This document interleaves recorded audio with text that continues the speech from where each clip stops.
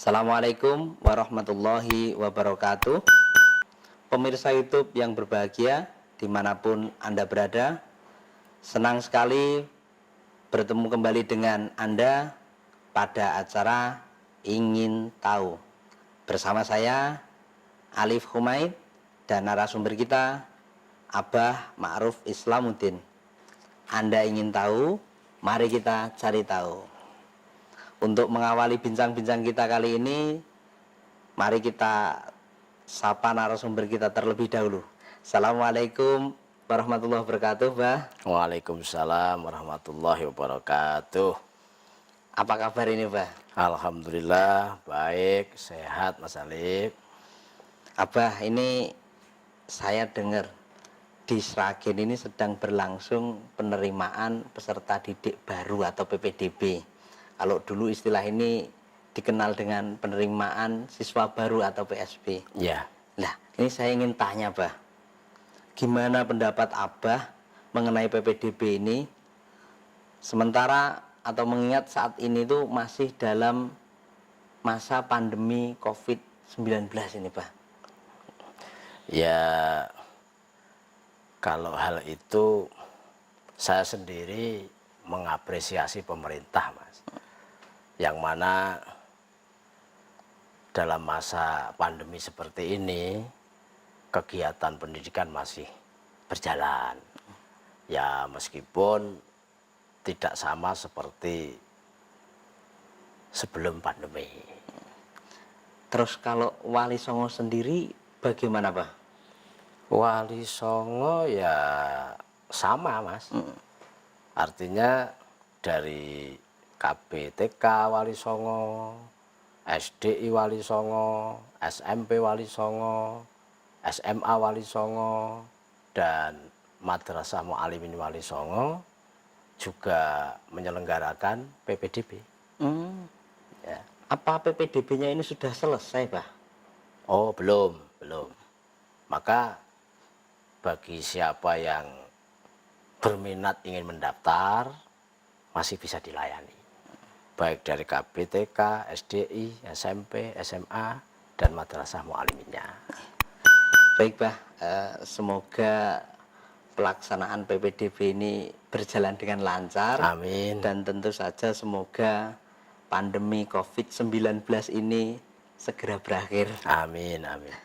Baik, Bah. Saya masih ingin tahu ini, Bah. Ya, monggo. Tentang cerita Abah waktu mondok di Banu Saudah ini, Boleh.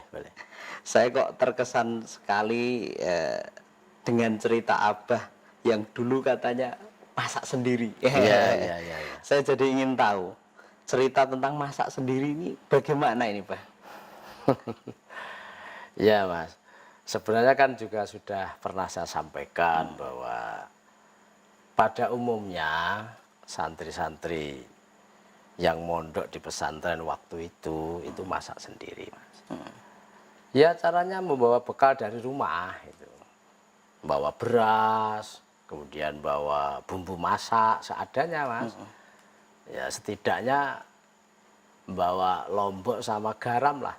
Nanti buat sambal ya, cukup itu. Karena sambal termasuk salah satu lauk yang favorit. Jadi kalau ditanya itu ya, makan lauknya apa? Sambal. Nah, kadang-kadang kalau pas kondisi panen ya, atau situasi kampung itu panen sayur-sayuran, Mas, ya bawa sayur. Misalnya panen terong ya bawa terong gitu ya. Panen kacang panjang bawa kacang panjang gitu. Panen bayam bawa bayam gitu. Malah pernah, Mas, saya itu dibekali oleh ibu saya itu sayuran itu agak banyak itu loh, Mas. Saya kan tanya, Bu, lah ini sayur kok banyak sekali? Kan sayur itu tidak tahan lama, nanti buat siapa ini, ya kan gitu. Terus ibu itu jawab, lah itu nanti bukan hanya untuk kamu saja. Ini nanti tolong ya diaturkan keluarga dalam. Keluarga dalam itu bunyai, Mas. Iya. Yang ini nanti bisa diberikan teman-temannya. Ya kata ibu, mumpung panen, mumpung ada gitu. Itu untuk masak seperti itu, Pak. Ini mohon maaf nih, Pak, kalau terkait uang saku ini gimana, Pak? Uang saku ya ada Mas, diberi uang saku oleh orang tua, ya seadanya. Artinya nominalnya tidak tetap, tidak pastilah. Iya. Melihat kondisi keuangan orang tua ya kadang banyak kadang sedikit. Uang saku ya digunakan untuk beli lauk, kadang untuk jajan di sekolah, kan begitu. Terus kalau tentang nyucinya itu gimana, Pak? Nyuci pakaian Nyuci ya. pakaian. Nyuci sendiri Mas di pondok itu. Nyuci sendiri. Mau kadang-kadang tuh sampai itu Mas, antri ember itu Mas, Iya. rebutan dengan teman-teman itu. Antri jemuran itu kan. Dan nggak kenal setrika Mas. Kalau nyetrika itu lucu Mas. Jadi pakaian itu dilipat itu kan. Terus dilus-lus gini. Apa namanya? Di gini-gini kan. Digosok-gosok pakai tangan itu. Dianggap setrika itu. Apalagi laundry. Waktu itu santri pondok belum kenal apa itu laundry, belum kenal. Kalau tidurnya, Pak? Tidurnya bagaimana, Pak? Ya tidur. Maksudnya tempatnya gitu. Tempatnya, Pak, tempatnya. Santri-santri waktu itu tidurnya di aula pondok. Tidurnya di aula itu? Ya. Lah apa tidak ada kamar itu, Pak? Kamar ada, tapi kamar itu hanya cukup untuk tempat pakaian dan buku saja, Mas. Jadi santri itu tidurnya di aula gitu. Oh, begitu. Jadi gitu ya, Pak ya. Waktu Abah mondok dulu itu ceritanya seperti itu ya, Pak ya? Iya, Mas. Jadi dulu itu mondok masak sendiri. Kemudian bekal bawa sendiri. Nyuci pakaian sendiri. Tidur ya tempat seadanya. Iya. Beda dengan zaman sekarang, Mas. Sekarang kan mondok enak. Makan sudah dimasakkan di pondok, tinggal makan aja. Bekal sudah dijatah orang tua, ya kan gitu. Kemudian nyuci pakaian bisa laundry sekarang. Tidur, kamar sudah tersedia dan tempatnya memadai.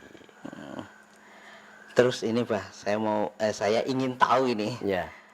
Apa hal yang berkesan tentang ngaji, Pak, di awal-awal mondoknya Abah ini? Ngaji ya. Ya Mas, memang ada Mas. Saya itu di awal-awal mondok itu ada kesan yang sangat luar biasa. Ya intinya ngaji di pondok itu dengan di kampung itu berbeda sekali lah. Loh, bedanya apa, Pak itu? Contohnya begini, saya ingin bisa membaca surat Al-Fatihah dengan benar aja Mas. Itu saya butuh waktu kurang lebih 1 bulan. 1 bulan, Pak? Iya 1 bulan Mas. Karena kan dituntut harus fasih bacaannya, harus tartil itu kan, tajwidnya juga harus benar. Kemudian panjang pendeknya juga harus tepat. Harus tepat. Intinya teliti sekali. Nggak seperti di kampung. Kalau di kampung kan nyun sewu, maaf ya, nggak teliti gitu loh. Contoh misalnya Fatihah itu membaca Alhamdulillahirabbil alamin itu dianggap biasa saja gitu. Ihdinas siratal mustaqim. Itu dianggap biasa. Maka saya di pondok tuh ingat sekali kalau belajar ain aja Mas, itu latihannya sambil masak au. Nanti kan a'udzubillahi minasyaitonir, itu belum shin. Wah. Kan antara sa kemudian shin, shot, sin itu kan beda Mas. Beda. Antara kha kemudian ha, qaf itu beda. Jadi di pondok itu teliti sekali. Maka ya wajar Mas kalau misalnya ada santri pulang kampung kemudian sudah bisa menilai kualitas keilmuan pondok dengan di kampung itu sudah bisa membedakan, ya sudah bisa membedakan. Oh iya. Baik, Pak. Ini ceritanya menarik sekali ini. Terus dari cerita itu pelajaran apa yang akan Abah sampaikan kepada saya juga kepada pemirsa YouTube ini, Pak? Kalau pelajarannya ya intinya mondok di pesantren pada zaman dulu dengan zaman sekarang itu sangat berbeda.